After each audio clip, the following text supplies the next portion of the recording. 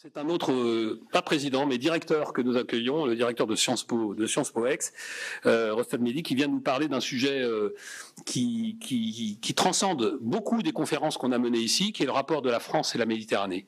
Et voilà, donc rien que le titre, France et Méditerranée, une passion contrariée, voilà. Montre la complexité de cette relation qui est clé dans nos travaux d'une manière générale que nous menons à la FMES, nos travaux vers le Sud. Alors, Rostan Mehdi, directeur de Sciences Po Aix depuis 2015 et professeur de droit public, d'abord à Rennes, puis à Aix-Marseille depuis 96. Il est également professeur au Collège d'Europe de Bruges depuis 20 ans. Plus de 20 ans, titulaire de la chaire Jean Monnet.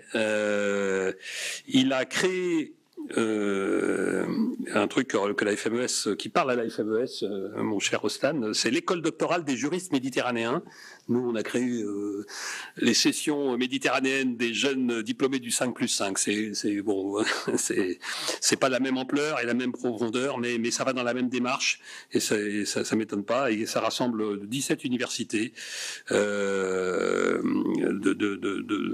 cette zone stratégique dont nous allons parler ce soir. Il est l'auteur de centaines de publications, de 15 ouvrages que vous trouverez très facilement sur Internet. Et bien sûr, il organise des colloques régulièrement. On se fait un peu concurrence et on est obligé maintenant de s'organiser pour être sûr que nos activités soient bien synchronisées et en synergie. Il participe à de nombreuses missions pour les institutions françaises et européennes, notamment dans le droit communautaire. Il est président de la conférence régionale des grandes écoles et il est auditeur de l'IHEDN, mais surtout membre du conseil d'administration de la FMES. Donc il connaît bien cette maison, qui est la sienne également. Et puis surtout, c'est un ami. Et je suis extrêmement touché qu'il ait accepté de prendre un peu de temps dans un agenda de folie, dans une période en plus elle-même un peu de folie, qui rajoute un petit peu de complexité à nos activités à tous, enfin surtout à vous, en charge de l'enseignement supérieur, pour prendre un peu de temps dans son agenda pour nous parler de cette relation complexe mais passionnante entre la France et sa rive sud et sa Méditerranée. Merci Rostan, le micro est à toi.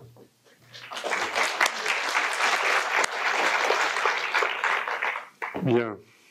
Monsieur le directeur général, cher Pascal, amiral, monsieur le président, mesdames, messieurs, chers amis, d'abord quelques propos liminaires. Je viens ici de manière assez modeste. Moi, je ne suis expert de rien, je suis professeur de droit. Les professeurs de droit ne sont pas forcément des professeurs de géopolitique, en tout cas, je ne le suis pas. Et donc j'aborde l'exercice avec une très grande modestie. Mais il est toujours bon quand même de rappeler d'où l'on parle, pour utiliser une expression à la Bourdieu. Cette histoire de la France et de la Méditerranée me touche particulièrement parce que je suis issu d'un mariage franco-algérien. D'ailleurs, ça me permet de dire bonjour à mon papa et à ma maman qui doivent me regarder là où ils se trouvent, ou en tout cas qui regarderont cette conférence en replay. Donc je les salue avec toute l'affection qui se doit. Je suis né d'un couple franco-algérien. J'ai grandi en Algérie, j'ai fait ma vie d'adulte et ma vie professionnelle en France.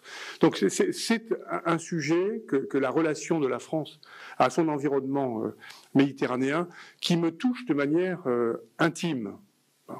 Et cette double origine, du reste, m'a toujours conduit à jeter sur ce sujet qui est un sujet hautement inflammable, un regard le plus dépassionné possible. Non pas que les passions doivent être combattues, mais elles peuvent être parfois tristes, et je m'efforce d'avoir un regard non point froid sur le sujet, mais équilibré. Voilà. Par ailleurs, Pascal l'a rappelé à l'instant, je suis très, très heureux et très honoré d'être là, parce que m'attache à la fondation des relations anciennes, des relations de grande proximité. Alors derrière les institutions, il y a toujours des personnes. J'ai assisté il y a peu de temps à la conférence, une conférence qui était donnée par l'ambassadeur de Suisse à Paris, et qui rappelait que dans sa formation de diplomate, on lui a expliqué, quand il était jeune homme, que les États n'ont pas d'amis, n'ont pas d'ennemis, donc des intérêts, et qu'il fallait avoir une conception totalement désincarnée de la vie internationale. Et il lui disait, mais au bout de presque 40 ans de vie diplomatique, j'ai compris que derrière les États, il y a des personnes. Derrière les institutions, il y a des personnes. Et derrière le frontispice de la Fondation méditerranéenne d'études stratégiques, j'ai beaucoup d'amis, et des amis qui me sont chers, et je les remercie de la confiance qu'ils m'accordent depuis si longtemps. Alors, sur la Méditerranée, il y a des incontournables. Voilà. Il y a des noms que l'on doit prononcer. Si on ne les prononce pas, tout d'un coup, la crédibilité même du propos est atteinte. Et parmi ces noms, il y en a quelques-uns que je vais égrener tout au long de mon propos, il y a Ibn Khaldoun. Bon. Ibn Khaldoun, c'est l'inventeur de la sociologie, de la science politique. Ibn Khaldoun a écrit un livre qui s'appelle Muqaddima, les prolégomènes, et dans ce livre, il s'interroge sur les causes d'évolution historique qu'il s'attache à classer, c'est dans cela que c'est un scientifique, à classer dans des catégories, les facteurs sociaux, les facteurs culturels, et, avec quelques siècles d'avance sur Montesquieu, des facteurs climatiques. Il est convaincu que le climat a une influence sur la façon dont les sociétés sont organisées. Et le discours qu'il consacre aux influences que l'abondance, la disette exerce sur la société humaine et aux impressions qu'elle laisse sur le physique et le moral est tout à fait délectable. Et d'ailleurs, ça, je disais tout à l'heure qu'il faut toujours aborder ces sujets avec un peu d'humilité. On va voir que même le grand Ibn Khaldoun a pu se tromper à certains égards.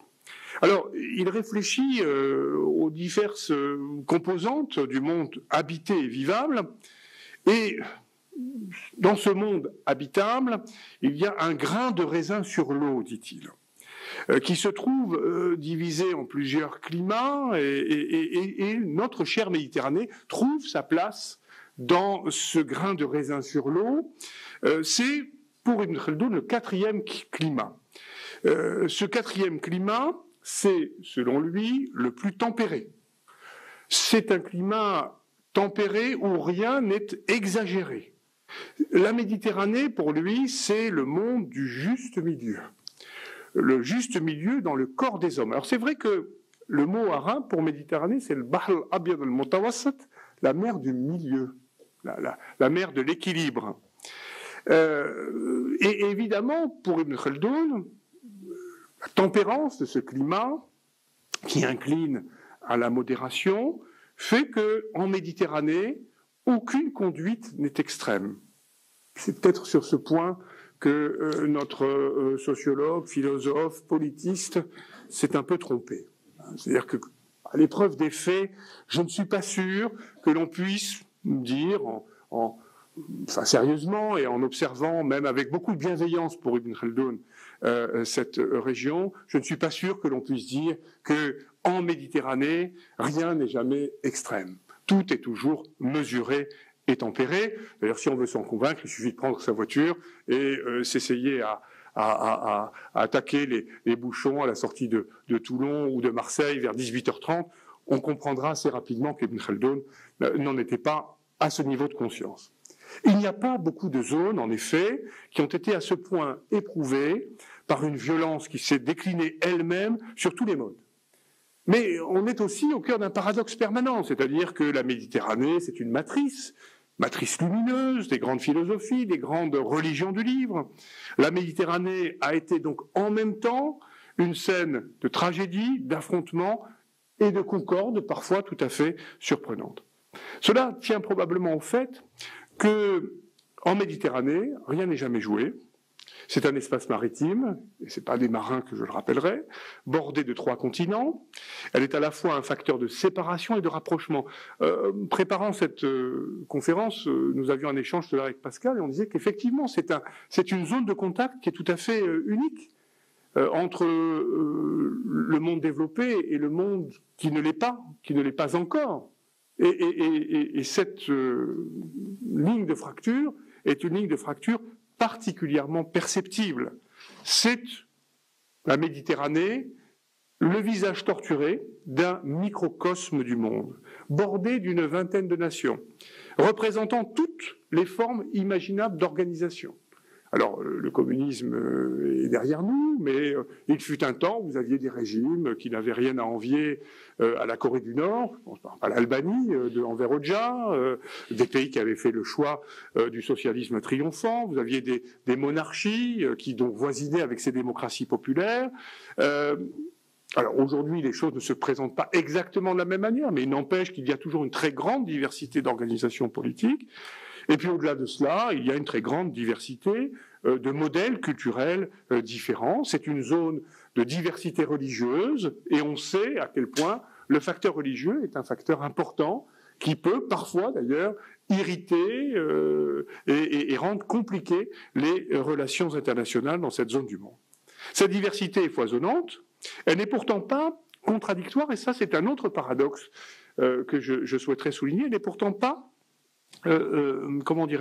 contradictoire avec l'affirmation de ce que l'on dénomme communément l'identité méditerranéenne. C'est-à-dire qu'effectivement, vous avez des points de rupture innombrables, vous avez des pays qui parfois d'ailleurs en viennent à la guerre, ou en tout cas n'en sont pas loin, et pourtant, il suffit parfois de prononcer le mot Méditerranée pour que les visages s'éclairent, et que on sente ou on ressente une commune appartenance à une identité au contour un peu gazeux, mais une identité que l'on pense ou que l'on croit partagée. On désigne par là donc un sentiment diffus d'appartenance à un ensemble que soude une perception partagée de quoi ? D'un mode de vie. Un rapport à l'autre, rapport à la nature, une façon de manger, une façon de se comporter au monde. Et d'ailleurs, il est possible, indépendamment du lieu où l'on se trouve, du lieu où l'on est né, du lieu où l'on vit, de devenir méditerranéen. On peut être un Méditerranéen d'Hambourg ou de Helsinki parce que, précisément, on se pique d'avoir ce mode de vie. Et je retrouve ici une formule qu'utilisait un auteur qui à lui seul d'ailleurs était une sorte de concentré d'histoire méditerranéenne de ses faillites et de ses grandeurs, c'était Medvedević, qui était un serbo-croate, un auteur yougoslave, le terme paraît aujourd'hui un peu désuet, qui a signé un bréviaire de la Méditerranée qui est une petite merveille, où il dit voilà, la méditerranéité ne s'hérite pas, elle s'acquiert. On devient méditerranéen parce que l'on adhère à une certaine façon de vivre. C'est une distinction, disait-il. C'est une distinction plus qu'un privilège ou un avantage. Donc, l'option par laquelle Ibn Khaldoun se plaisait à décrire la Méditerranée comme un espace de connivence vertueuse nous semble sans doute séduisante, mais un tout petit peu discutable. En tout cas, elle appelle certaines nuances. Par-delà les vicissitudes qui l'ont affligée, la Méditerranée est bien un de ces espaces que je qualifierais d'intermédiaires, où se dessinent, où se mûrissent des projets politiques précis, se repèrent des densités de relations au long des siècles, aujourd'hui encore consubstantielles de ces univers de reconnaissance que forment les civilisations. Ce qui rend d'ailleurs optimiste. Le temps du commentaire n'est pas le temps des sociétés. Nous vivons à une époque où le commentaire est roi, où les chaînes d'information continuent, d'information ou de désinformation continue, délivrent tout au long de la journée des messages qui sont censés éclairer la marche du monde. En fait, ces messages n'éclairent rien du tout, parce qu'ils nous conduisent généralement à oublier les perspectives longues. Et la Méditerranée est de ces zones où précisément on prend la mesure de l'importance qu'il y a à être attentif à ces périodes de longue durée, et qui font d'ailleurs les civilisations. En ce sens, la Méditerranée reste, qu'on le veuille ou non, en dépit, je le répète, des vicissitudes, un modèle de savoir-vivre, de joie de vivre, une sorte de pari esthétique et cosmopolite, propre à fonder ce que Ulrich Beck appelle la seule et dernière utopie sociale du XXIe siècle. La seule, en tout cas, qui est, selon lui, encore un avenir. Dans une région où l'histoire se conjugue au pluriel, il peut pourtant être tentant de se laisser aller au confort assez rassurant et finalement dans l'air du temps d'une essentialisation qui confinerait chacun dans une identité d'assignation, c'est-à-dire que tout d'un coup, cet ensemble qui avait et qui conserve sa cohérence, eh bien, se fracturerait et amènerait chacun à vivre à l'abri de frontières absolument étanches. Ça ne tient pas la route, me semble-t-il, et ça ne tient pas la route, surtout si on raisonne dans la longue durée.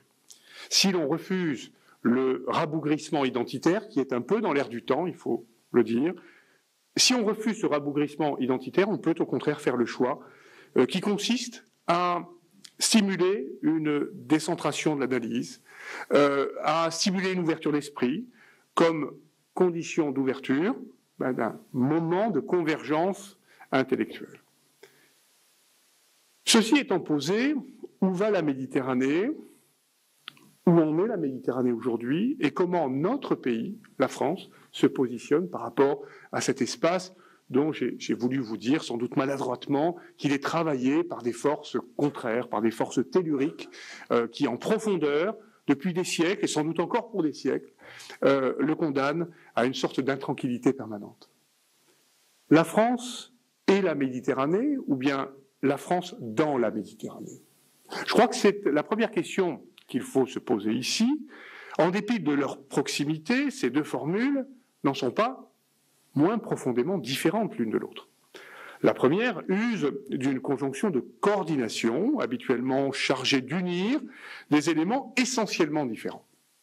Elle soulignerait ici, en quelque sorte, l'extériorité de la France par rapport à la Méditerranée. Et ça me fait penser à une autre expression qui a fait florès et qu'on utilise par commodité, mais que je réprouve pour ma part, c'est l'expression euro-méditerranée. Comme si l'Europe était extérieure à la Méditerranée. Mais l'Europe, à ce que je sache, les côtes de l'Espagne, en tout cas une partie d'entre elles, de l'Italie, de la France, de la Grèce, de l'Albanie, de la Slovénie, de la Croatie, de Chypre, et j'en passe, sont baignés par la mer Méditerranée. Donc, est-ce que la France n'est pas un pays méditerranéen ? Est-ce que la France devrait concevoir, dans une sorte d'extranéité, son rapport à la Méditerranée comme étant le rapport d'un pays extérieur à la zone avec cette zone ? À l'inverse, la seconde expression, la France dans la Méditerranée, recourt à une préposition revêtue d'un sens fortement inclusif. La vérité, comme souvent, se situe probablement dans une zone intercalaire, entre les deux. En effet, on le sait, au-delà des nuances sémantiques, auxquelles il n'est probablement pas utile que je dépense le temps qui m'est imparti, c'est bien la question du rapport appréhendé dans toutes ses dimensions que la France entretient à cet espace qui n'est pas un espace simple, c'est un espace multiscalaire. C'est bien cette question qui est posée ici. Alors, je dois confesser ici une surprise. Peut-être que certains d'entre vous connaissent ce magnifique dictionnaire qui s'appelle le dictionnaire de la Méditerranée, qui est le résultat des travaux de Dionisio, Albera, Marilyn Crivello et Mohamed Tossi. C'est un ouvrage absolument magnifique qui a été publié chez Actes Sud il y a quelques années. Et quelle n'est pas ma surprise lorsque, pour préparer cette conférence, je salue mon collègue et ami Jean Vergès qui arrive, quand je prépare cette conférence, quelle n'est pas ma surprise lorsque, ouvrant le dictionnaire, je cherche une entrée France, oui, la France et la Méditerranée, je pensais trouver ici une source d'inspiration, il n'y en a pas. Ça ne veut pas dire que, pour reprendre l'expression allemande bien connue, la grande nation, en soit complètement absente, mais sa présence est diffuse. On va retrouver des évocations de la France à travers d'autres entrées du dictionnaire. Mais ce que l'on en retire, en revanche, c'est que la France exerce et a exercé sur la Méditerranée une influence qui en informe l'histoire. Il y a une imprégnation, mais cette imprégnation est probablement réciproque, de la France à la Méditerranée, de la Méditerranée à la France. Alors je voudrais de manière sans doute trop rapide, insister sur 3 points. Le premier point, c'est que la Méditerranée est à l'évidence une passion, et une passion intellectuelle française. La Méditerranée a été au cœur des travaux, des réflexions d'innombrables auteurs, d'ailleurs qui ont inscrit leurs réflexions dans des registres très, très variés. D'abord, cette approche de la Méditerranée est sans doute liée aux évolutions de la latinité. C'est une idée selon laquelle la Méditerranée serait plus qu'un espace de projection géopolitique, un espace culturel et un espace latin. Cet argument a conféré d'ailleurs une forte légitimité aux entreprises coloniales de la France, mais pas que de la France, dans cette région du monde. Et il ne s'agit peut-être, finalement, que d'effacer les traces de ce que Lucien Febvre, très grand historien de l'École des Annales, décrit comme une trahison, dont la Méditerranée a été le théâtre. Alors je ne sais pas si vous avez eu l'occasion de lire le cours de Lucien Febvre, Europe, Genèse d'une civilisation, cours qu'il dispense au Collège de France en 1944-45, c'est une pure merveille. L'histoire de l'Europe étudiée, exposée à un moment où la guerre n'est pas terminée, une histoire et une analyse de l'Europe pleine d'optimisme, ça donne à ce cours une résonance et une hauteur de vue que j'ai rarement lu sous la plume d'auteurs universitaires ou non. D'ailleurs, j'ai eu le même sentiment en lisant Éducation européenne de Romain Gary. Vous savez, ce roman qu'il écrit alors qu'il est pilote de la France libre, et qui est un roman d'espoir. Alors que dit Lucien Febvre ? Lucien Febvre dit la chose suivante. Après la sécession de l'Orient, il y aura bientôt, en plus et non moins grave, la sécession du Maghreb, cette tragique sécession de l'Afrique du Nord, si profondément romanisée, si profondément christianisée, et qui brusquement tourne le dos au monde romain, et pour des siècles, et pour toujours peut-être, passe dans le cercle de l'anti-Europe. C'est là la grande défection, celle qui a brisé l'unité méditerranéenne, celle qui a brisé la famille des pays circum-méditerranéens. Mais, alors, je n'entre pas peut-être dans le détail de la pensée de Lucien Febvre, il y voit évidemment l'élément fondateur de ce que deviendra l'Europe elle-même qui se construit en tournant le dos à la Méditerranée. Mais la Méditerranée peut aussi être cette mer du milieu que j'évoquais tout à l'heure à propos de Ibn Khaldoun, où s'opère une jonction chimérique entre des mondes que la folie des hommes sépara.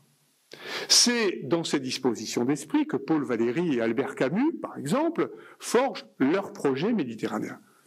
Paul Valéry, vous le savez, a créé à Nice le Centre universitaire méditerranéen, symbole d'un idéal de développement le plus complet et le plus parfait de l'homme, disait-on.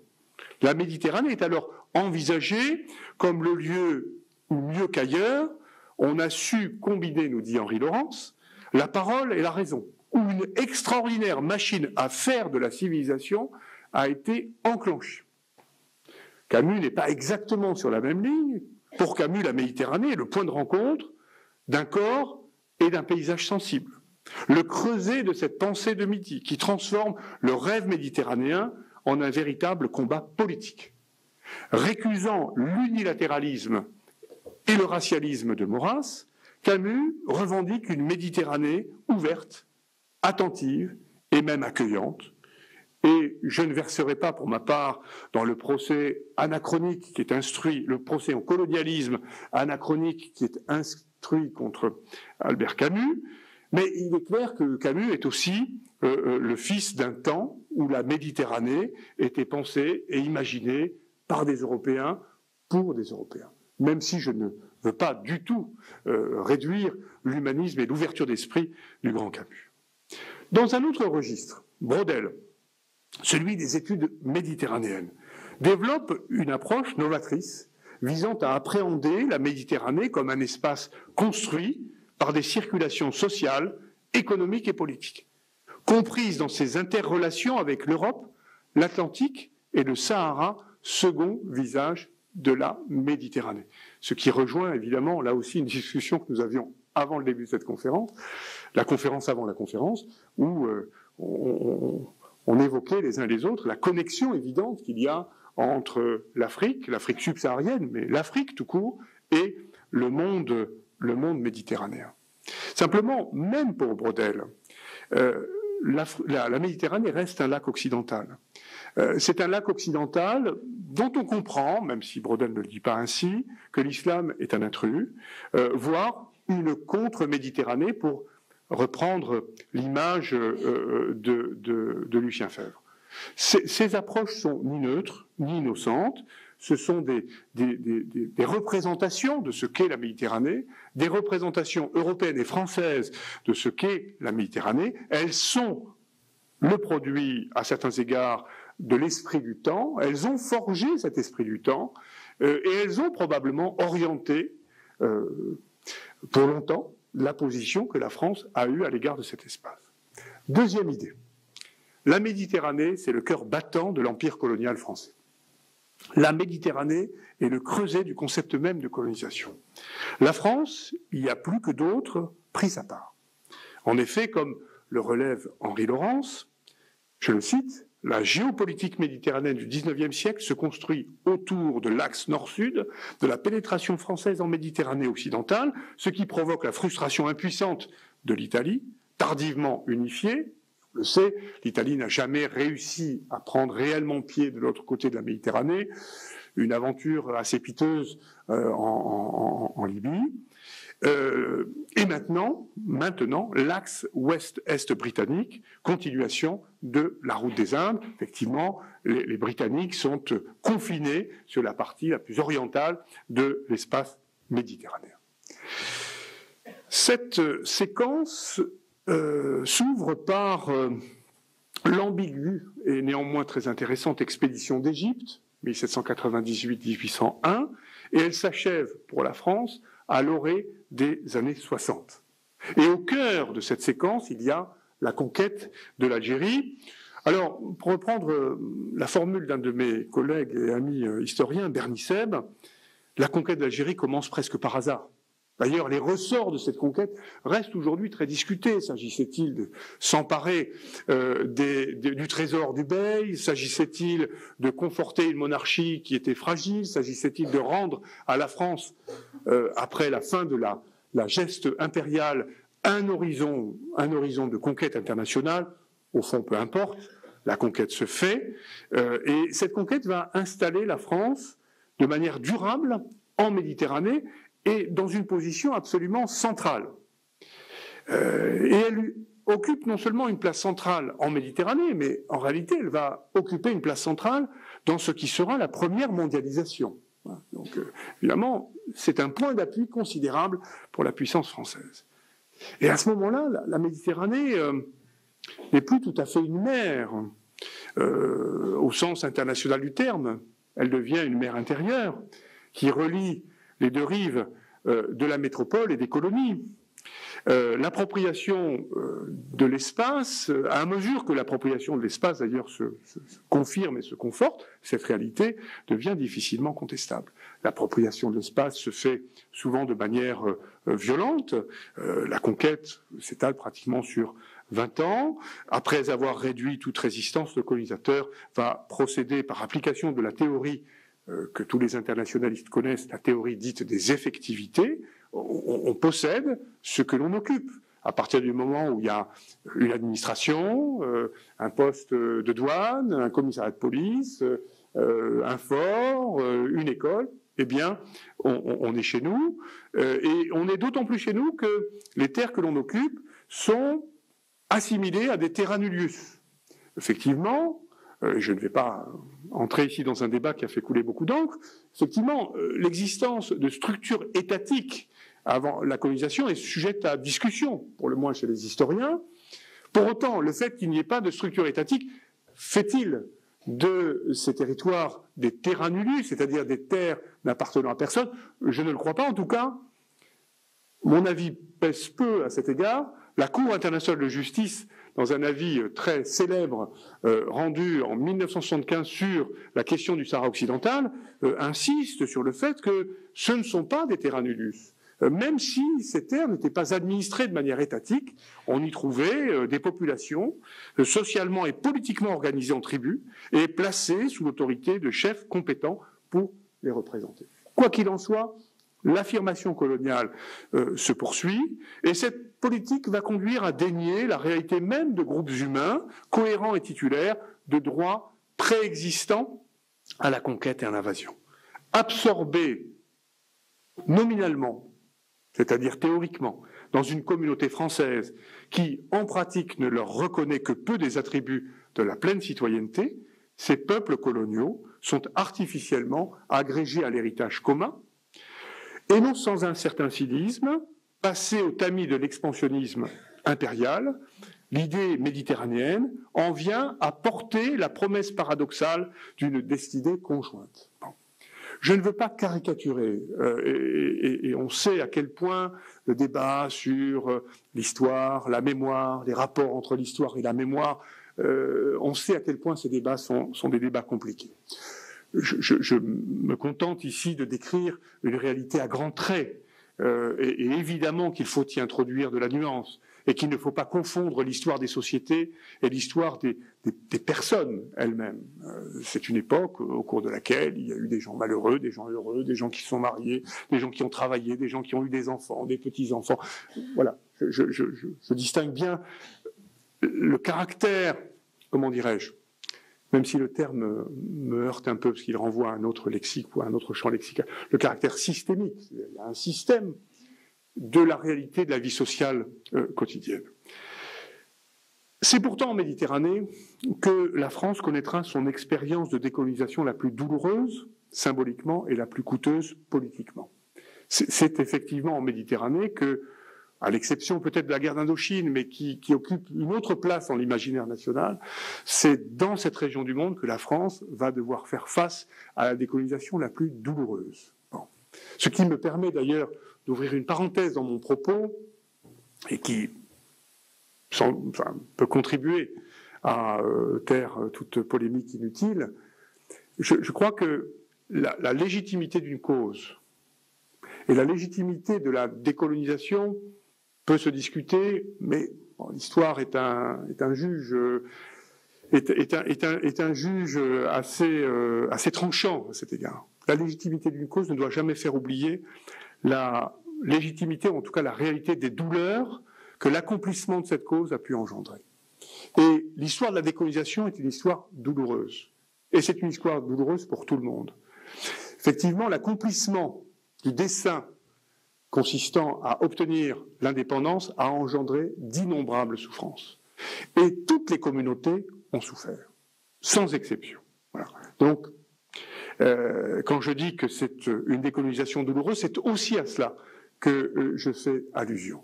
C'est à bien des égards, sur le plan humain, un vaste gâchis. Mais il n'empêche que, voilà, la France quitte cette région du monde, symboliquement en ayant perdu la partie, et elle a face à elle des États qui estiment l'avoir gagné et qui sont devenus indépendants. Et construire une relation équilibrée sur un terrain qui est un terrain à ce point miné est compliqué. Il est clair que cette rupture a rebattu les cartes. Il est clair que cette rupture, dans sa cruauté, dans sa violence, elle-même faisant probablement suite à une histoire qui a été une histoire compliquée dans la durée, eh bien, a empoisonné, en tout cas complexifié singulièrement les rapports que notre pays entretient à l'histoire de cette région du monde. Quant aux États nouvellement indépendants, ils ont assez logiquement rejeté une lecture de la Méditerranée trop évidemment marquée par ces présupposés colonialistes. En tout cas, c'est la perception qu'ils en ont. Par un effet presque mécanique, cette nouvelle donne imposait à la France de repenser en profondeur les rapports qui devraient l'unir à un espace sur lequel elle ne pourrait plus prétendre exercer aucune prérogative impériale. Une fois qu'on a dit ça, il faut se coltiner avec une réalité dont on sait qu'elle rend extrêmement difficile d'exercice. Quand on regarde l'histoire diplomatique ou des relations diplomatiques que la France entretient avec chacune de ces anciennes possessions dans cette région du monde, on sait à quel point cette histoire est faite de vicissitudes innombrables, de hauts, de bas. La seule chose qui permet de rester optimiste, c'est la durée. Ce qui permet de rester optimiste, c'est l'intrication des sociétés civiles. C'est-à-dire que la réalité est là. On peut rappeler les ambassadeurs d'un côté, on peut considérer que des relations sont ni amicales, ni, je ne sais plus quelle est la formule utilisée récemment par le palais à Rabat pour caractériser ni proches ni amicales les relations entre la France et le Maroc. Je pense que c'est l'écume des choses. C'est l'écume des choses. Et que cette écume des choses ne doit pas masquer la profondeur de la situation. La profondeur de la situation, c'est que vous avez des sociétés civiles transfrontalières qui sont profondément imbriquées les unes dans les autres. La réalité des choses, je ne reviendrai pas sur ce que disait Braudel, c'est que la Méditerranée est un espace d'échange, qu'on le veuille ou non, même si ces échanges sont entravés, c'est un espace de connivence constante, et cela depuis des siècles. Mais il n'empêche que, voilà, on doit constamment vivre avec des à-coups, des accélérations, puis des décélérations brutales. Et il faut beaucoup de sang-froid aux dirigeants, et notamment aux dirigeants français, pour maintenir le cap. Mais ce cap doit être tenu parce que ni la France ni les États qui sont ses partenaires n'ont le choix. C'est quoi l'alternative ? C'est regarder ailleurs. Mais ailleurs, c'est quoi? C'est vers Moscou, vers Pékin, et on voit bien que c'est des ailleurs qui ne sont pas porteurs de promesses très, très encourageantes. Troisième idée, sur laquelle je voudrais insister avant que nous engagions, si vous le voulez, une discussion, c'est la France européenne. La France européenne et la Méditerranée. Au lendemain de la Seconde Guerre mondiale, la France est un pays en piteux état qui se retrouve dans le camp des vainqueurs par l'effet de la bienveillance de ses alliés. Bien sûr que la France a payé le prix du sang, bien sûr que la France a pris sa part, non seulement dans la libération de son propre territoire, mais dans la libération du continent européen. Mais enfin, la France est dans une position qui est extrêmement délicate. D'abord, nous avons été laminés en mai-juin 1940. Nous avons été engagés dans une politique de collaboration qui a laissé des traces. Et la reconstitution non seulement d'une armée française, mais d'une âme française, a été un processus difficile. Et la France comprend, comme le Royaume-Uni, qu'il lui faut repenser son équation de puissance. Et la France, comme le Royaume-Uni, saisit que disposer d'un siège de membre permanent au Conseil de sécurité ne suffit pas à faire la puissance d'un pays. C'est un élément important qui permet de peser, évidemment, sur le cours des choses, mais ça ne suffit pas. Il faut autre chose. Les Britanniques, nous le savons, feront le choix du grand large, en considérant que arrimer ou l'arrimage du wagon britannique à la locomotive américaine suffirait à préserver les oripeaux de la puissance britannique. Les Français ont fait un choix totalement différent. Ce choix, c'est celui de l'Europe. L'idée que la France devait lancer un processus qui la dépasserait, mais sur lequel elle continuerait à exercer une influence déterminante. En d'autres termes, se donner un levier de puissance qu'elle n'était pas capable de construire à l'échelle, à sa seule échelle, à une échelle nationale. Et c'est vrai que la France a considéré que la construction européenne lui permettrait de continuer à compter. Et le calcul est un calcul intéressant. Alors, comme souvent, l'histoire est faite par des femmes ou des hommes, en l'occurrence par un petit groupe de chefs de gouvernement, inspiré par un visionnaire, Jean Monnet, qui va souffler à l'oreille de Schuman que si on veut durablement pacifier le continent, il est probablement souhaitable de constituer un ensemble intégré. On commence modestement par le charbon et l'acier, modestement pas tant que ça, puisque le charbon et l'acier à l'époque, ce sont vraiment des matières premières essentielles, et puis on le sait, le processus d'intégration va se poursuivre avec ce que les anglo-saxons appellent un effet de spillover, c'est-à-dire un effet de cliquet. Chaque avancée rend impossible tout recul, toute régression. Donc la France se lance avec enthousiasme dans cette construction européenne, dont on sait qu'elle n'est pas un long chemin, un long fleuve tranquille, et la France va méditerranéiser l'Europe. C'est la France qui, par exemple, va suggérer la mise en place d'une politique méditerranéenne globale à compter de 1972. C'est la séquence au cours de laquelle la communauté européenne, qu'on n'appelle pas encore l'Union européenne, négocie ses premiers accords ses premiers traités d'association ou accords d'association avec ce que l'on appelait dans le langage fleuri de la technocratie européenne, des pays méditerranéens tiers. Pas très romantique, mais enfin on voit ce que ça veut dire, les pays du Maghreb et du Machrek. Bon. En 1995, c'est la France, pas seule, mais c'est la France qui, plus que d'autres, va pousser pour la mise en place du partenariat euro-méditerranéen, le processus de Barcelone. Pour la première fois, vous avez l'ensemble des pays méditerranéens, territoire palestinien et Israël compris, qui se retrouvent autour d'une table avec parfois des États qui, déjà, à cette époque, sont dans des tensions extrêmement vives. L'Algérie et le Maroc, par exemple. Hein, la frontière est déjà fermée entre les deux pays. Donc, des pays qui ne se parlent plus, ou qui s'ignorent et qui se retrouvent autour de la même table pour évoquer de manière informelle des sujets liés à la sécurité, des sujets liés à l'économie, ou des sujets, ce qui est plus intéressant, liés à la dimension humaine et culturelle. Bon. Et puis enfin, c'est la France qui, à compter du début des années 2000, va amener l'Europe à prévoir que la politique européenne de voisinage est un volet méditerranéen substantiel. Effectivement, on est à un moment où l'Europe est obsédée par ses frontières extérieures à l'Est, parce que l'Europe est engagée dans un travail d'élargissement constant vers l'Est, mais la France est là pour rappeler qu'il y a un Sud, et que ce Sud, on ne doit pas l'oublier pour des tas de raisons. Alors, le projet européen, un peu comme un filtre d'amour, va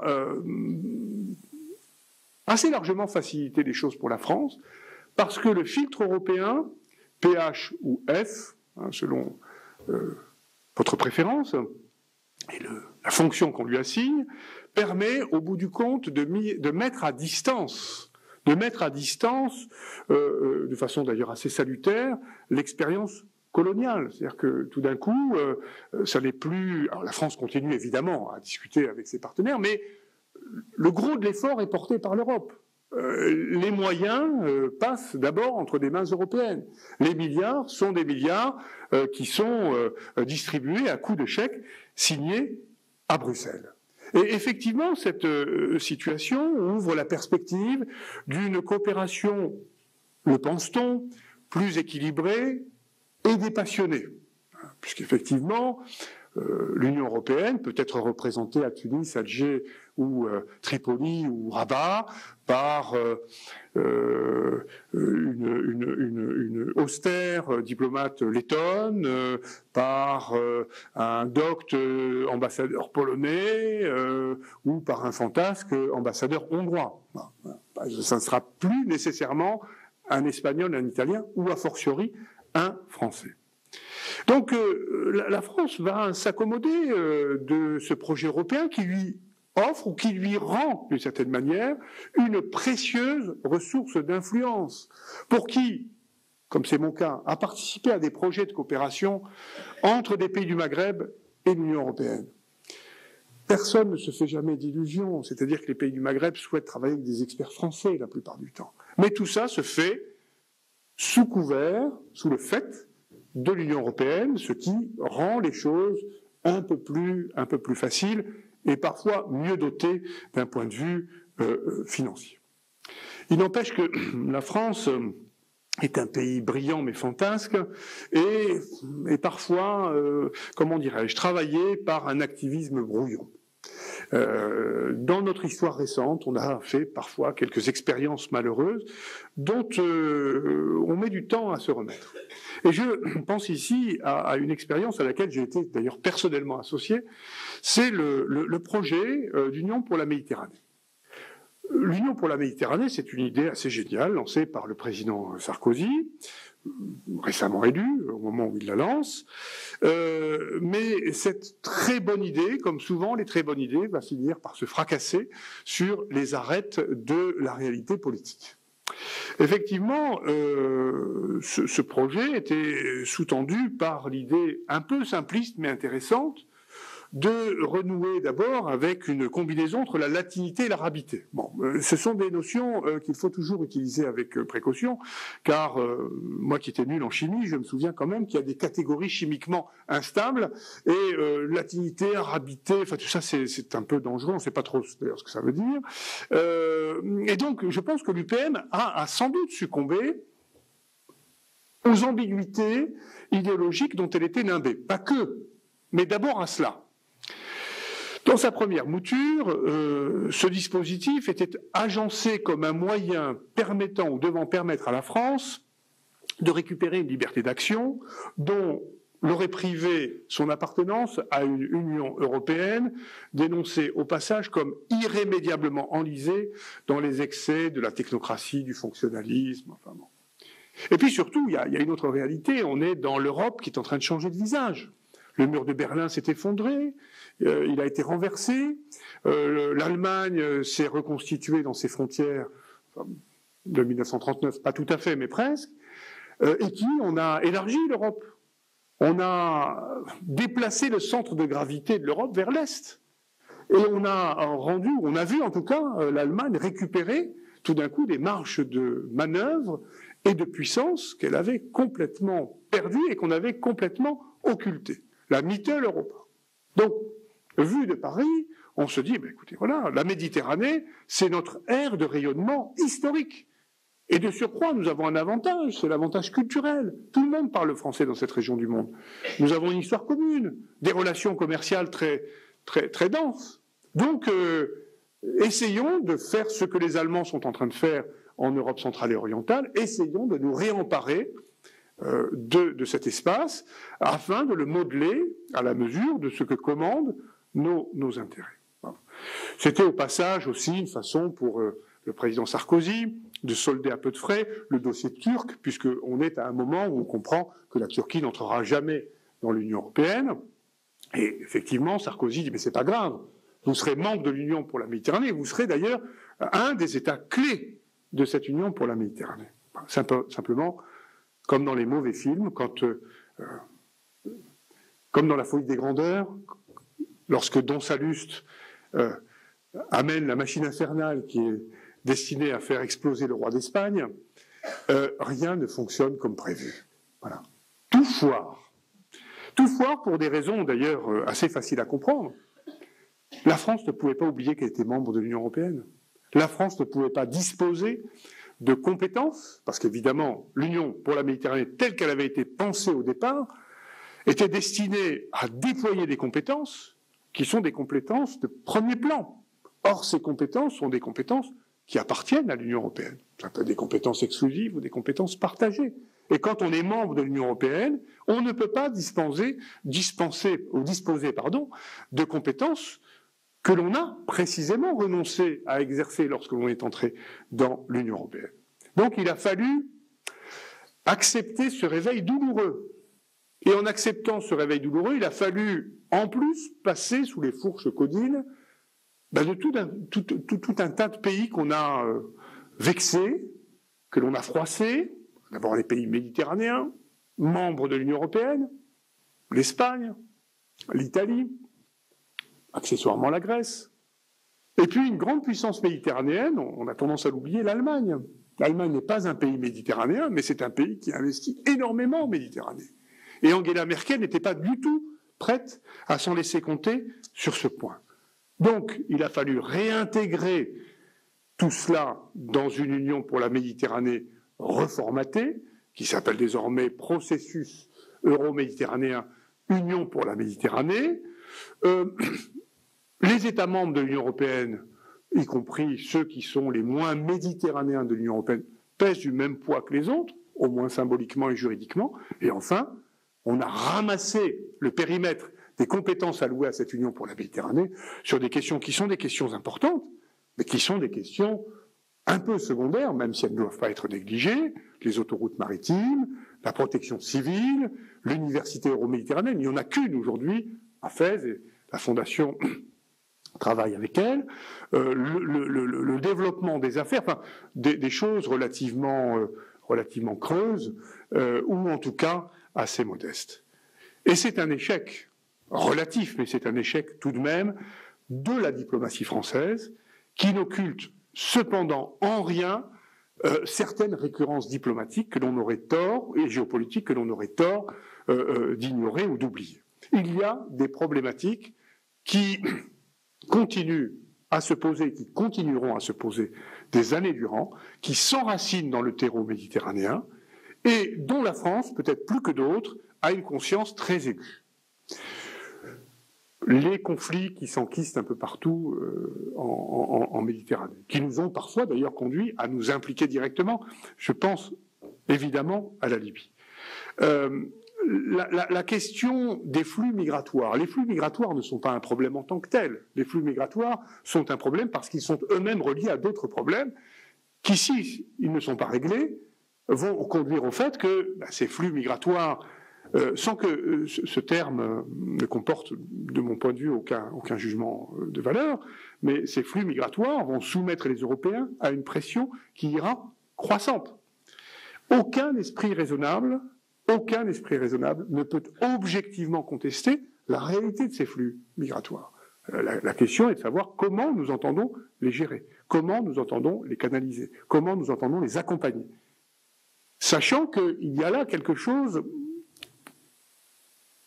d'inéluctable. En tout cas, il y a quelque chose dans cette évolution qui sera difficile à remettre en cause, au moins à court terme, au moins à un horizon prévisible. Cela pour deux raisons. La première, c'est que l'Europe a besoin de bras étrangers. Elle a besoin de ces migrations. Alors une fois qu'on a dit ça, évidemment, ça interroge sur la manière dont on aborde le sujet. Mais voilà, pour des raisons démographiques, l'Europe est aujourd'hui confrontée à un problème de déficit en termes de performance économique et de cohésion sociale. Et elle aura besoin, qu'on le veuille ou non, de cette immigration. Et puis il y a une autre raison qui rend très improbable que la question migratoire ne soit plus inscrite à l'agenda, c'est que l'Europe vit à proximité d'un arc de crise. Et cet arc de crise est un arc en partie méditerranéen, directement ou indirectement. Cet arc de crise, il produit quoi? Il produit du terrorisme, il produit des radicalismes de toutes sortes. Et cet arc de crise, on voit bien, il est extrêmement difficile à éteindre. Il a même plutôt tendance à s'enquister. Cette réalité a sans doute contribué à informer le regard que portent les Européens, y compris lorsqu'ils sont très éloignés de la Méditerranée, sur leur environnement. Dans cette perspective, la France peut reprendre une partie de la responsabilité qui lui a peut-être échappé au cours de la décennie précédente. Elle peut effectivement retrouver un rôle central ou plus central que ça n'a été le cas après l'échec de l'UPM. Effectivement, la France a de solides atouts. D'abord, ça reste, même si on se plaît à affirmer le contraire à longueur de journée, ça reste une puissance européenne, ça reste un pays qui a des atouts, je le répète, des atouts considérables, un poids au sein de l'Union européenne, particulièrement à un moment où cette Union européenne vit une crise extrêmement aiguë. Alors, bien sûr qu'on est dans l'acmé de la crise avec l'Ukraine, encore que, on ne sait pas si la crise ne va pas aller en s'aggravant, mais cette crise, elle nous occupe depuis une dizaine d'années en réalité. Et on voit bien que dans cet ensemble, la voix de la France compte. Et puis la France conserve malgré tout un avantage comparatif, y compris par rapport à d'autres pays méditerranéens. Cet avantage comparatif, c'est sa présence. sa présence économique, même si cette présence est disputée. Hein. Les Espagnols, les Italiens lui taillent des croupières parfois, mais enfin, la France reste quand même la grande puissance économique de cette région du monde. La France continue à avoir une politique d'aide au développement qui est assez volontariste, dans cette région du monde plus qu'ailleurs sans doute. Et puis la France reste une puissance militaire qui est visible et présente dans cette région du monde, ce qui là aussi lui donne, me semble-t-il, un atout. Et puis il y a une relation spéciale avec les pays de la rive sud de la Méditerranée, notamment les pays du Maghreb, même si tout cela doit être dit avec prudence et nuance, puisque si on en juge par la lecture des manchettes de journaux ou des titres sur les chaînes de télévision ces derniers mois, on a plutôt l'impression qu'il n'y a plus de relation possible entre la France et ses partenaires du Sud. Moi, je pense le contraire. Je pense qu'effectivement, on vit une de ces périodes de tension qui ont émaillé l'histoire des relations entre la France, le Maroc, l'Algérie et la Tunisie, mais que sur le long terme, il y a sans doute des ressources qui nous permettent d'espérer une amélioration de la situation. De toute façon, je le répète, nous n'avons pas le choix. Le chemin est difficile, mais nous n'avons pas le choix d'en emprunter un autre. Le réinvestissement, et je terminerai sur ce point, de la zone par la France, suppose cependant que la France abandonne toute velléité de cavalier seul. C'est-à-dire que la France doit accepter de s'adosser éventuellement à d'autres États membres méditerranéens. Et on voit que sur un certain nombre de sujets, la France et l'Italie, et notamment sur les sujets stratégiques, travaillent bien en commun, chacun ayant des atouts. Ça suppose aussi que la France s'adosse à une Union européenne active, mais une Union européenne qui soit à la hauteur des attentes qu'elle a pu faire naître. Or, aujourd'hui, je ne suis pas sûr que l'Union européenne soit capable de produire autre chose qu'une politique méditerranéenne réactive, de réaction à des événements. Je ne suis pas sûr que l'Union européenne ait aujourd'hui une vision, ou une vision autre que purement sécuritaire. Vous savez, une politique de voisinage, une politique internationale à destination d'un étranger proche ou d'un étranger avec lequel on prétend entretenir une relation singulière, repose généralement sur deux piliers. Un pilier solidariste et un pilier sécuritaire. Et si on veut que le système fonctionne bien, il faut veiller à ce qu'il n'y ait pas de déséquilibre. Aujourd'hui, je pense que l'Europe, pour des tas de raisons, est plutôt encline à considérer que le sécuritaire l'emporte sur le solidaire. Voilà.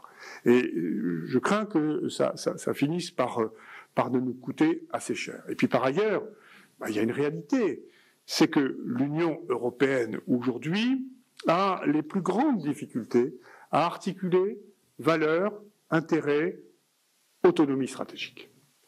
Il y a des valeurs européennes qui sont proclamées dans les textes, notamment à l'article 2 du traité sur l'Union européenne. Mais je reprendrai ici une formule un peu cruelle de Denis de Rougemont, qui est un grand fédéraliste européen, qui s'interrogeait sur les valeurs spécifiquement européennes, celles qui manqueraient au monde et à l'humanité si l'Europe, tout d'un coup, venait à disparaître, engloutie par une catastrophe. Et on se rend compte que ces valeurs que les Européens ont tendance à mettre en avant comme étant des valeurs européennes sont souvent des valeurs universelles. Et qu'il ne suffit pas de mettre en avant des valeurs pour forger une politique étrangère. Une politique étrangère passe aussi par l'identification d'intérêts. D'intérêts dont on considère qu'ils transcendent des intérêts particuliers. D'intérêts dont on considère qu'ils sont suffisamment pressants et impératifs pour conduire, le cas échéant, à prendre des mesures très engageantes, y compris des mesures de force. Aujourd'hui, l'Europe n'en est pas capable. En tout cas, jusqu'à une période récente, n'en était pas capable. Je laisse de côté la crise ukrainienne qui révèle peut-être autre chose. Donc, il est difficile de voir, pour ce qui concerne la Méditerranée, en l'Europe, autre chose qu'un acteur de second ordre. L'Europe n'a pas de politique méditerranéenne au sens démembrement d'une politique étrangère. Elle mène une action internationale dont le rendement est extrêmement faible. Et il est hasardeux d'imaginer que la France puisse, en l'état, s'appuyer sur un partenaire aussi éthique, sans H, pour relancer une politique méditerranéenne ambitieuse. On est là confronté à une sorte d'impasse dont il est extrêmement difficile de sortir. Pour terminer, je me garderai, cependant, de joindre ma voix au cœur de ces experts que vous entendez à longueur de journée, à la radio, à la télévision, qui se sont si souvent trompés que l'on ne retient plus rien des inflexions acrobatiques auxquelles les contraint une actualité capricieuse. Je vous remercie de votre attention.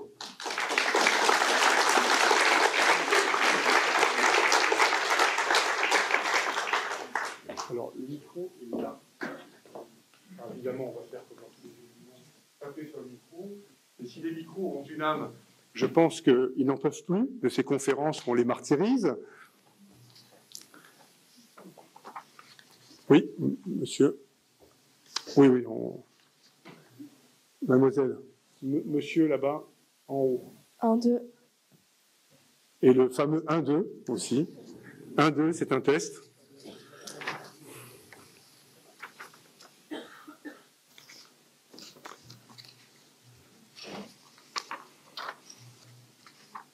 Monsieur, est-ce qu'on vous a oublié ou non, là, voilà.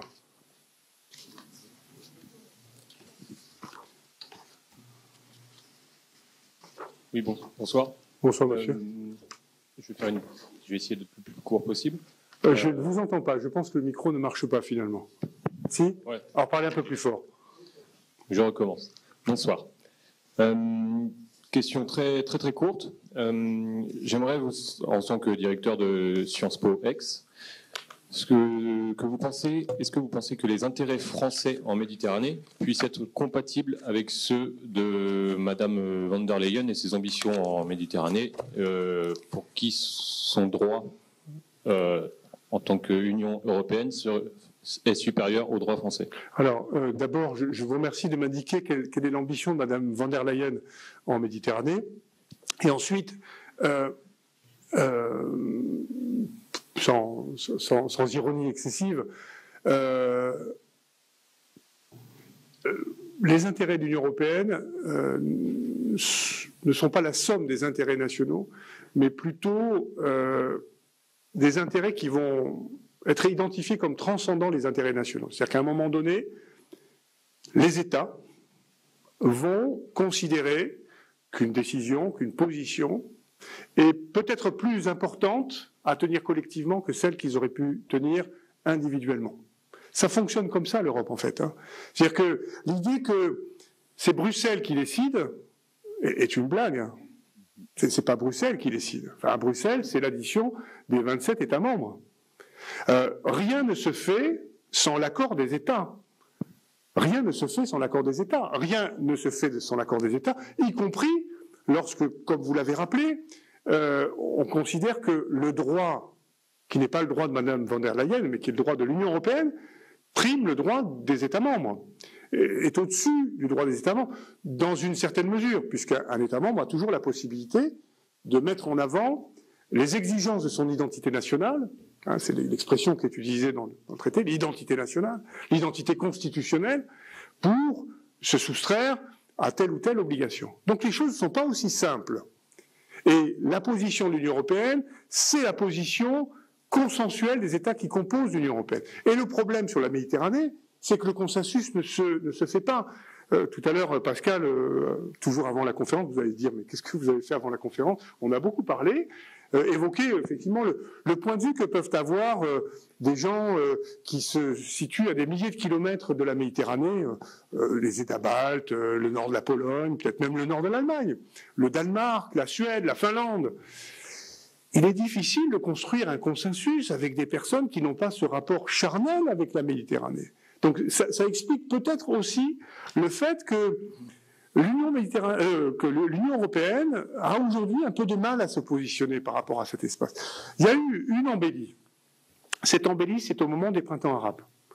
Tout d'un coup, les printemps arabes, c'est l'idée que cette région du monde qui semblait être restée un peu en retard de l'histoire, rentrait dans le grand mouvement de démocratisation qui semblait à ce moment-là, ça n'est plus vrai aujourd'hui, mais qui semblait à ce moment-là travailler le monde tout entier, donc la Méditerranée aussi, autour de valeurs que les Européens pensent être les leurs. Donc c'est vrai qu'à ce moment-là, l'Union européenne a fait preuve, y compris dans la réflexion qui a été engagée sur le reformatage du logiciel de sa politique de voisinage. C'est vrai que l'Union européenne a été cohérente et assez volontariste. Tout simplement parce que le printemps arabe, c'était au cœur de la Méditerranée, et que les pays méditerranéens membres de l'Union européenne se sont retrouvés tout d'un coup dans une position qui leur permettait d'établir au sein de l'Union européenne un rapport de force qui leur était favorable. Mais ce n'est pas toujours le cas. Et aujourd'hui, les regards ne se portent plus vraiment vers la Méditerranée, ils se portent plutôt vers l'Est.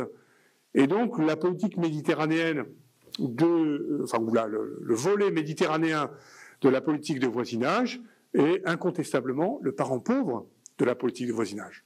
Voilà. Je ne sais pas si j'ai répondu à votre question, qui était simple, courte.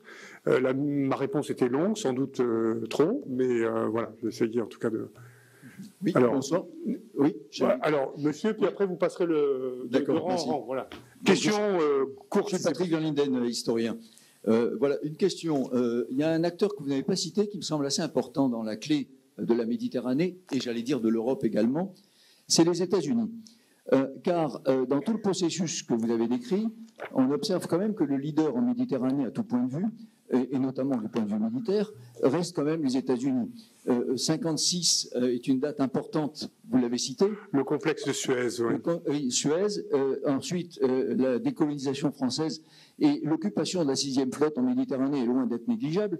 Et l'introduction du jeu américain en Méditerranée ne semble pas avoir apaisé les esprits, ni avoir souligné ou renforcé les positions de la France. Non, ça, c'est le premier point que je voulais souligner. Oui, j'adhère totalement à votre remarque. Oui, tout à fait. Et la deuxième, et je prolonge le raisonnement, au-delà de la Méditerranée où l'acteur américain est plutôt déstabilisateur à mes yeux par rapport à cette situation, et pas apaisant en tout cas, ne permet pas de jouer notre rôle apaisant, et en plus a une langue différente de la nôtre.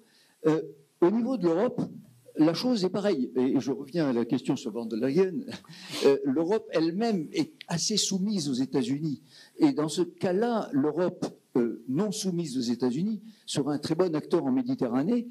Aujourd'hui, un peu trop soumise économiquement, mais peut-être politiquement également, ne peut pas jouer son rôle. Et elle a effectivement ces hésitations, ce manque de personnalité, ce manque de courage, ce manque de détermination, peut-être encore parce qu'elle est sous ce bouclier. Alors je ne sais pas si ça n'a pas une réponse. Bon, vous avez développé un point de vue. Alors sur la première partie de votre propos, oui, je n'ai pas évoqué les États-Unis, alors qui ont connu d'ailleurs dans cette région plusieurs...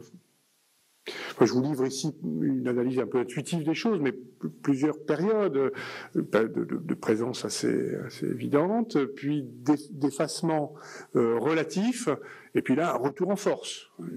Dans tous les pays du Maghreb, aujourd'hui, la France est contestée. Ça suscite ou ça aiguise des appétits. Alors, pour certains déjà anciens, la Russie, la Chine, la Turquie, qui est un acteur très, très, très actif, mais les Américains reviennent en force. Voilà. Et leur présence en Méditerranée est de nouveau extrêmement visible, un groupe aéronaval, enfin, on sent bien que... Bon. Sur le deuxième point de votre intervention, je ne suis pas du tout sûr d'être en phase avec ce que vous affirmiez.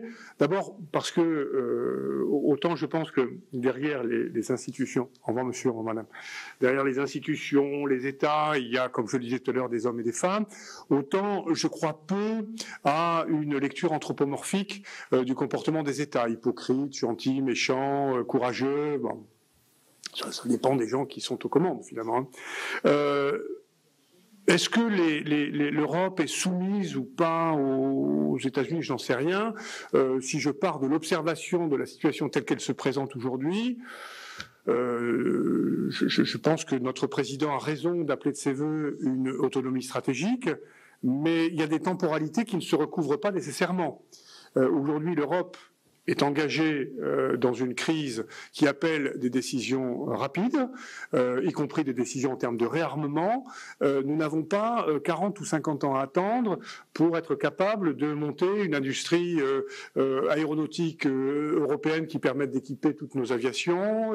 On est très loin d'être capable de partager des porte-avions.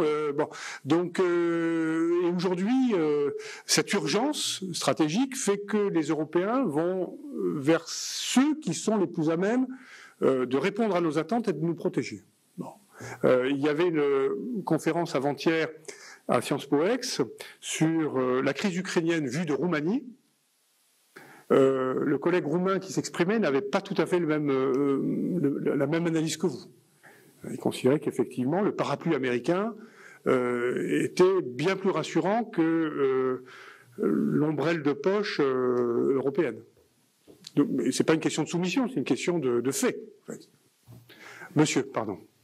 Monsieur le professeur, merci pour cette brillante conférence. Lorsque vous parlez de la Méditerranée, il me semblait qu'on pouvait dissocier la Méditerranée orientale et occidentale.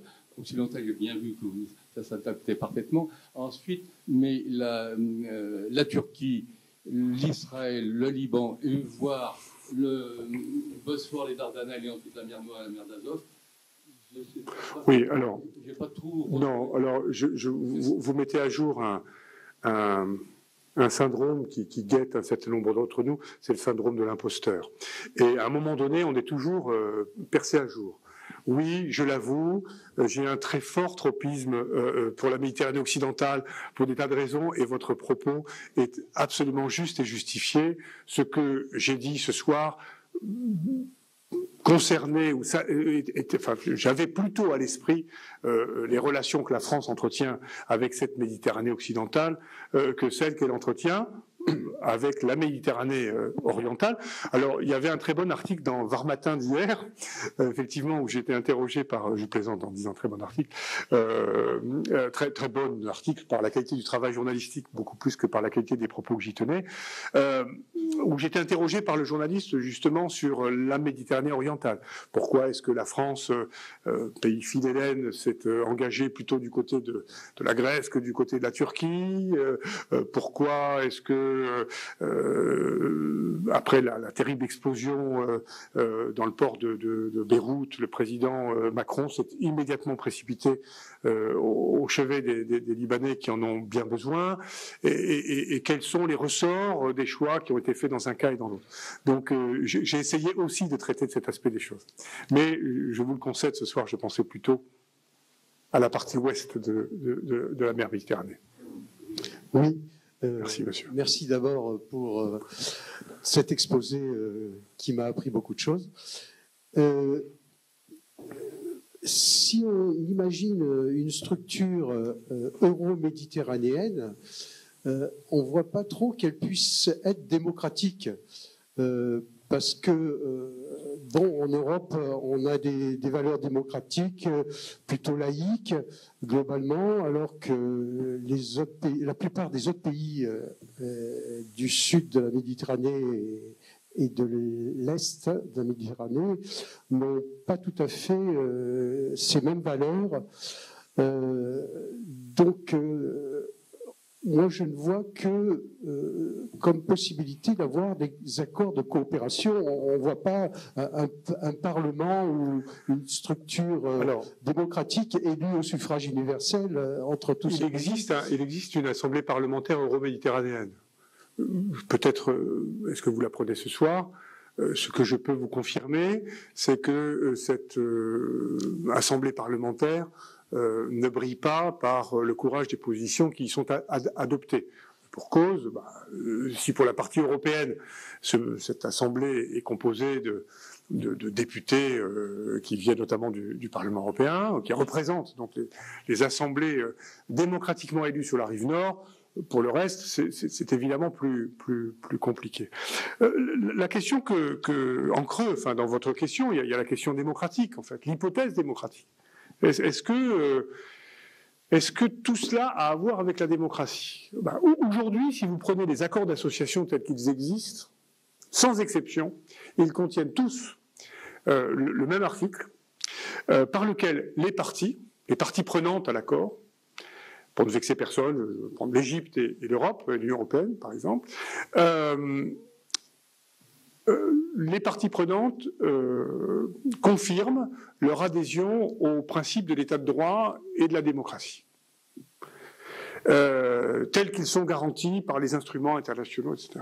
Et dans tous ces accords, vous avez une procédure qui permet, le cas échéant, de suspendre l'application de l'accord dans l'hypothèse où l'une des parties viendrait à manquer à ses obligations.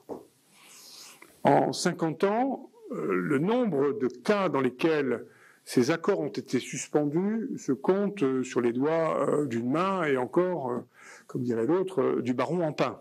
Donc, ce sont des engagements purement nominaux qui n'ont aucune traduction politique. Alors, est-ce qu'il faut aller plus loin? Est-ce qu'il faut contraindre nos partenaires à tout d'un coup adhérer à un système de valeurs que nous considérons nôtre, que d'autres estiment être universel, mais que certains rejettent? Oui, mais comment? Par quels moyens? Quelle conditionnalité? Est-ce qu'on va pratiquer la politique de la canonnière? Est-ce qu'on va envoyer au large de Bizerte ou de Tunis une frégate et menacer le président tunisien de très vite rétablir la constitution de 2014 parce que celle qu'il a fait voter en catimini il y a quelques mois est absolument régressive? Non, on voit bien que c'est pas possible. Et on voit bien que on redécouvre de choses. On découvre d'abord, ou on redécouvre ce qu'on avait oublié, c'est que le droit international est un droit adémocratique. C'est un droit qui s'accommode en fait des situations. Ce qui compte du point de vue du droit international, c'est la souveraineté des États. Le choix que les États font, en termes d'organisation interne, alors intéresse d'abord les États eux-mêmes, même si ça n'est plus tout à fait vrai, puisque il n'y a pas, ou pratiquement plus d'État qui n'ait pris d'engagement en termes de protection des grandes libertés publiques, des droits de l'homme, etc.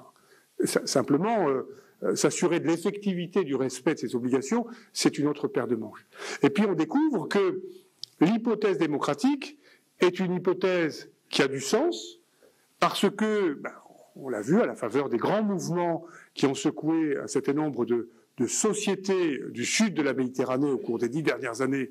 On a vu que ces mouvements venaient souvent des profondeurs de la société et qu'elles arrivaient même assez souvent à se démarquer de forces religieuses. Ça a été le cas au moment du printemps arabe en Tunisie, où les tenants du printemps arabe ont essayé de tenir Ennahda à distance. J'ai été moi-même amené à travailler pour l'Assemblée constituante tunisienne sur comment introduire des dispositions relatives à la protection internationale des droits de l'homme dans la Constitution. Les députés d'Ennahda étaient vent debout contre ça, mais ils ont été mis en minorité. Donc, cette hypothèse, elle reste dépendante de la capacité de ces sociétés à un moment donné à imposer le tempo de normes démocratiques qui sont des normes universelles. Alors vous allez me dire, normes universelles, normes démocratiques, vous plaisantez. Un de mes amis, et plus qu'un ami, c'est vraiment quelqu'un dont je suis très proche, un grand juriste tunisien qui s'appelle Yad Ben Achour, qui a beaucoup écrit sur révolution démocratique en terre d'islam, dit, mais oui, ce sont des normes universelles. Qu'est-ce qui est au fondement de ces normes universelles? Qu'est-ce qui fait que la norme démocratique est une norme universelle? Il rappelle une évidence qu'on a tendance, comme souvent pour les évidences, à oublier. Cette évidence, c'est que ce qui fonde l'universalité de la norme démocratique, c'est l'universalité du principe de non-souffrance. Et personne n'aime souffrir, quelle que soit sa couleur de peau, quel que soit son sexe, quelle que soit son orientation religieuse ou sexuelle, personne n'aime souffrir. Voilà. Et ça vaut que l'on soit malaisien, tibétain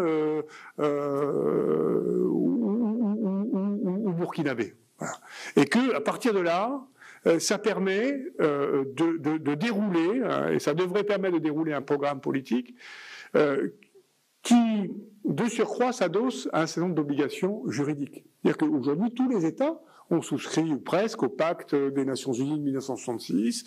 Dans toutes les régions du monde, vous avez des déclarations, la Convention européenne, la Convention africaine, la Convention arabe des droits de l'homme, et qu'il faut peut-être prendre au mot les régimes en leur disant « mais vous avez souscrit à des obligations, la société vous demande de les respecter ». Voilà. Je me suis un peu égaré, mais voilà, c'est ce que votre question m'a inspiré. Oui, bonsoir. Alors, merci beaucoup pour cette conférence très enrichissante. Pardon, madame, je cherchais. Voilà. Pas de problème. Moi, j'avais une question. Vous avez parlé d'identité méditerranéenne. J'avais une question, en fait, de savoir si cette identité-là était aussi présente, par exemple, dans les pays du Maghreb qu'en Europe. Parce que, étant moi-même d'origine algérienne, lorsque je me rends en Algérie, j'ai plutôt le sentiment que la Méditerranée est devenue presque une frontière contraignante plutôt que... Donc, que la Méditerranée soit devenue une frontière, c'est une évidence. Je veux dire, il y a des milliers de jeunes gens qui quittent chaque jour ou chaque mois la Tunisie, l'Algérie, la Libye, le Maroc, et qui échouent dans leurs tentatives, qui parfois échouent dramatiquement, tragiquement, ou sont rattrapés par la patrouille de part et d'autre. Bon. Mais pour autant, si vous avez un peu navigué en Méditerranée, que l'on soit à Athènes, à Alger, à Casablanca, comme c'était mon cas il y a quelques jours, pour une raison que je ne m'explique pas, pour une raison anthropologique en quelque sorte, on se sent chez soi. Voilà. On mange à peu près la même chose. On va avoir dans son assiette alors une salade qu'on appellera mchouia à certains endroits, salade grecque à un autre, mais c'est à peu près la même chose. Voilà, donc je vous livre là vraiment, ce que je vous dis est totalement stupide et purement intuitif, mais ça s'inscrit dans le registre du ressenti, quoi. Et ce ressenti méditerranéen, il reste très prégnant. S'il n'y a pas d'autres questions. Si, je crois, madame, on peut dire que c'est la dernière, parce qu'après, oui, il me faut rentrer à Aix, enfin, même un peu au-delà d'Aix.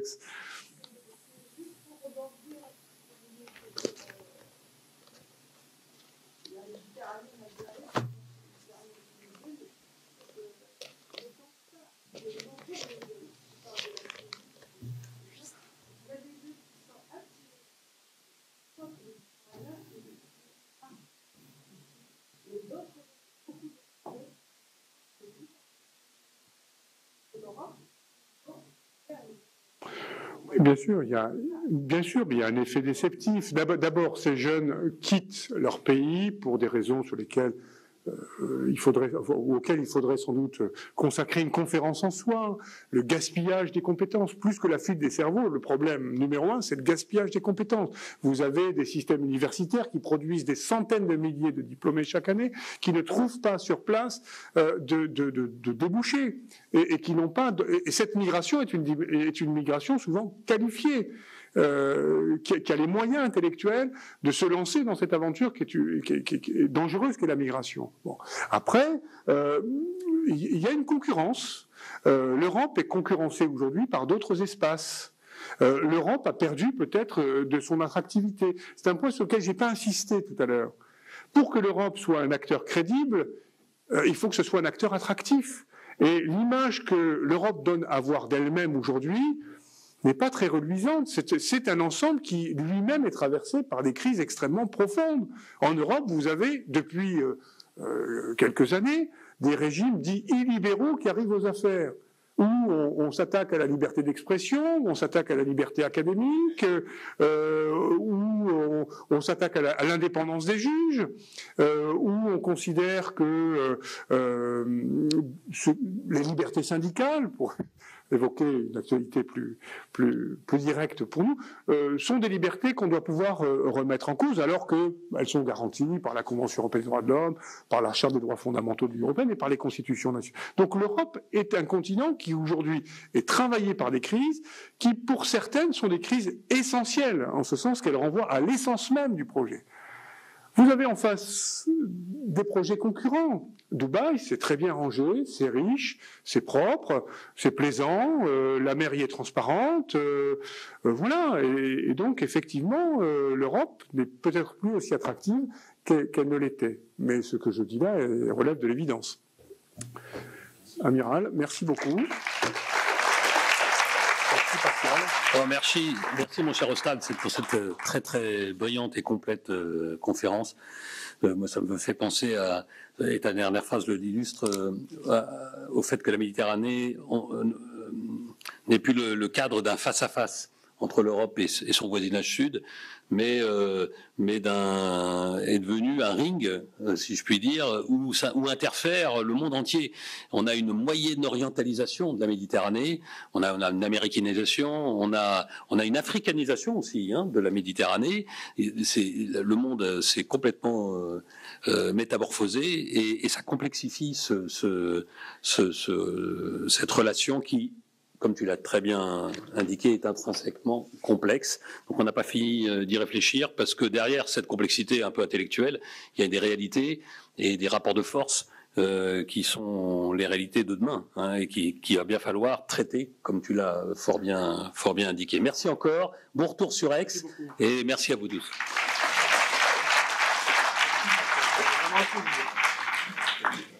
Ouais,